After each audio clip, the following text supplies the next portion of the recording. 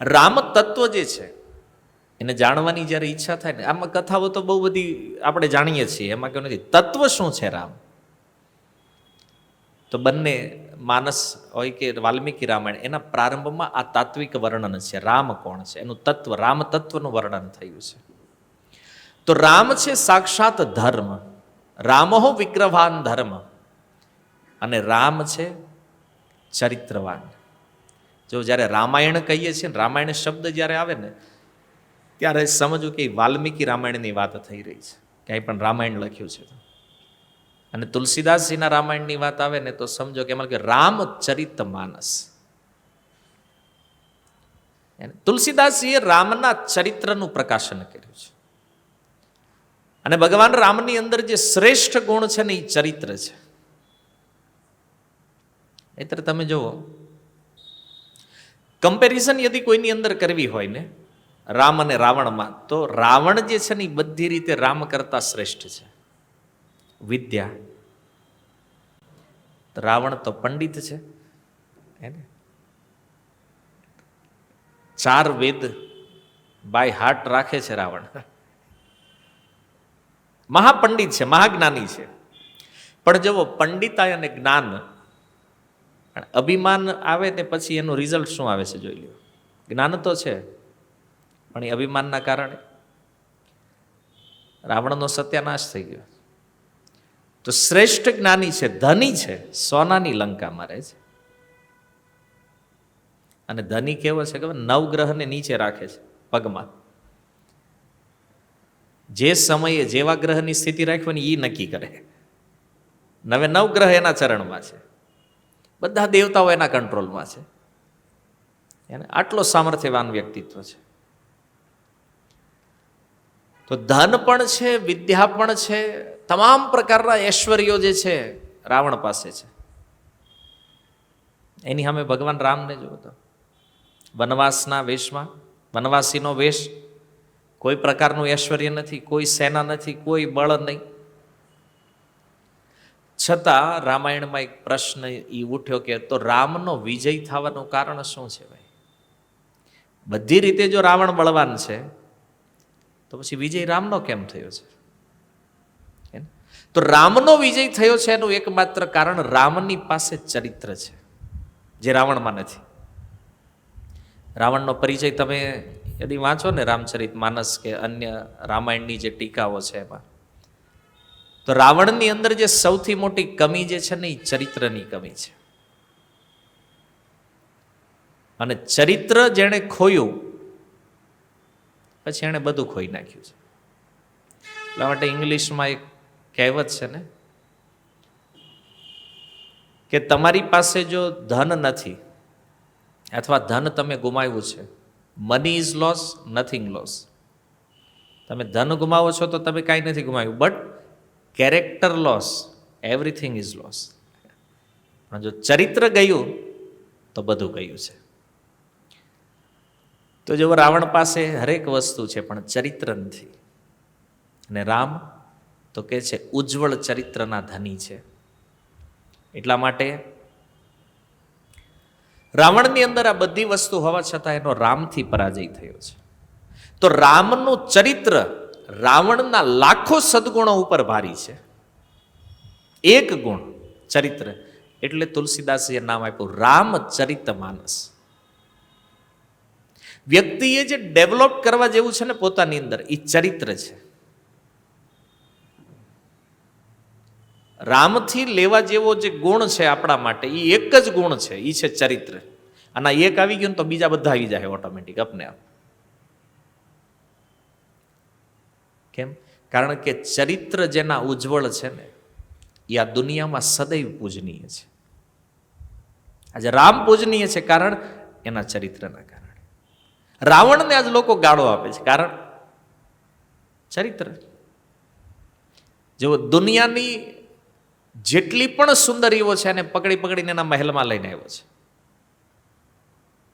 એની કામના કોઈ જગ્યાએ પરિપૂર્ણ થાય એમ નથી. એની કામના જ એના મૃત્યુનું કારણ બની છે. જ્યારે ભગવાન રામનું ચરિત્ર એટલું ઉજ્જવળ છે કે એને એવો સમય કે જ્યારે એક રાજા હજારો વિવાહ કરી શકે છે, એવા સમય મળે એક પત્ની વ્રત ધારણ, આવો નિયમ, આ એનું ચરિત્ર છે. અને ઉજ્જવળ ચરિત્રના ધની હોવાના કારણે ભગવાન રામનો સર્વત્ર યશ પ્રસિદ્ધ થયો છે, એક જ ગુણના કારણે. પણ આ એક ગુણ એવો છે ને, એકડા જેવો છે. ચરિત્ર જે છે ને એકડાની જેમ, બાકી બધા ગુણ જે છે ને મીંડા છે, જીરો. તો આપણી અંદર ગમે એટલા સારા ગુણ છે, પણ એ ગુણની વેલ્યુ ક્યારે થાય? જ્યારે ચરિત્ર છે. એટલે ચાહે ભક્ત બનવું હોય કે સાધુ બનવું હોય, આ એકડો આવી જાય ને પછી મીંડા ગમે એટલા લગાડી શકો વાહે તમે. અને મીંડાની કિંમત ત્યારે વધે. ગંગા સતી એટલે કે છે, શીલવંત સાધુને વારે વારે નમીએ પાનભાઈ. આ જગતમાં કયા સાધુને પ્રણામ કરવા જોઈએ? બોલે જેની અંદર શીલ છે. શીલ શું છે? ચરિત્ર. તો ચરિત્ર ઉજ્જવળ હોવું જરૂરી છે. અને ગોસ્વામીજીએ કીધું ને, કપટ, ચારિત્રવાન વ્યક્તિ જે છે એ ક્યારેય કપટ કરે નહીં. અને કપટ કરે છે તો સમજી લો આમાં ચરિત્ર છે નહીં. અને કપટી ભગવાનને બિલકુલ પ્રિય નથી.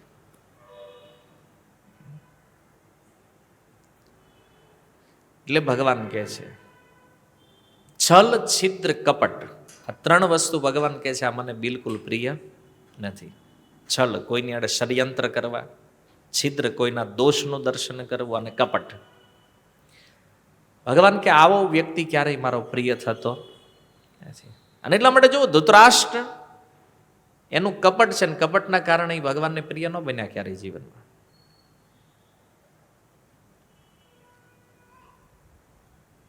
કપટ રહિત, અભિમાનથી શૂન્ય જે વ્યક્તિ છે, આવા વ્યક્તિ ભગવાનને સૌથી વધારે પ્રિય છે.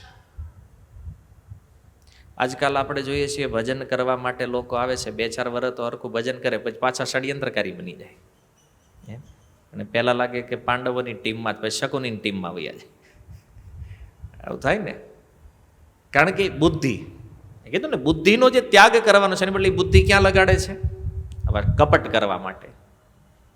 બહારના લોકોની વાત છોડી દો, ભક્તોની અંદર પણ આ પ્રવૃત્તિઓ જોવામાં આવે છે. કપટ કરતા હોય, ઘરે બેઠા બેઠા પ્લાન બનાવતા હોય, ઓલા નાને આમ કરી નાખવાનું, ઓલા નામ કરી નાખવાનું. અને પછી સવારમાં 4 વાગ્યા પછી મંગળ આરતીમાં ઉભા હોય. ભગવાન નહીં જોઈને વિચાર કે આવ્યો નોટંકી. બહારથી આવી ભલે બધાને એમ લાગતું કે આ તો ધોતી કુર્તા પહેરીને સારો માણસ લાગે છે, પણ ભગવાન તો અંતર્યામી છે ને, અંદર બેઠા છે, બધું જોવે છે. સવારમાં જો કે 4:30 નાટક કરે, બોલો.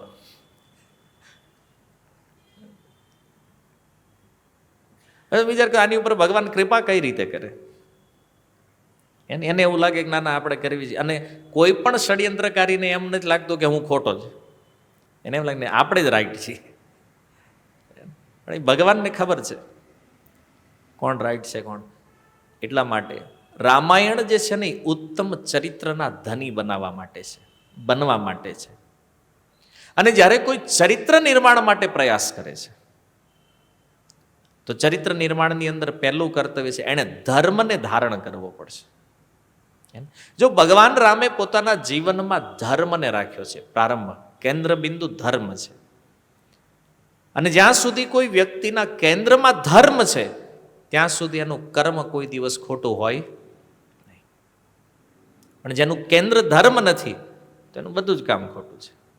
અને જો ભગવાન રામની એક એક લીલાઓ તમે જોશો, હરેકના કેન્દ્રમાં ધર્મ છે. એટલે કીધું રામો વિગ્રહવાન ધર્મ. તમે જો ભગવાન રામને જ્યારે ખબર પડી કે સીતાજીના વિષયમાં એક વિવાદ ઉઠ્યો છે સંસારમાં, અયોધ્યાની અંદર, લોકો એના ચરિત્ર ઉપર શંકા કરી રહ્યા છે. ભગવાન રામ એક રાજા છે, તો પતિ તરીકેનું કર્તવ્ય છે પત્ની ધર્મને પાલન કરવું, અને રાજા તરીકેનું કર્તવ્ય છે પ્રજા ધર્મનું પાલન કરવું. પણ જો રાજધર્મને એટલો ચુસ્ત જીવનમાં એમણે ધારણ કર્યો છે કે રાજધર્મનું પાલન કરવા માટે પત્નીનો પણ ત્યાગ કર્યો છે. ભગવાન પ્રાણથી પ્રિય છે સીતાજીને, અને ભગવાન રામ જાણે છે એનો કોઈ દોષ નથી, અણિશુદ્ધ પવિત્ર છે સીતાજી.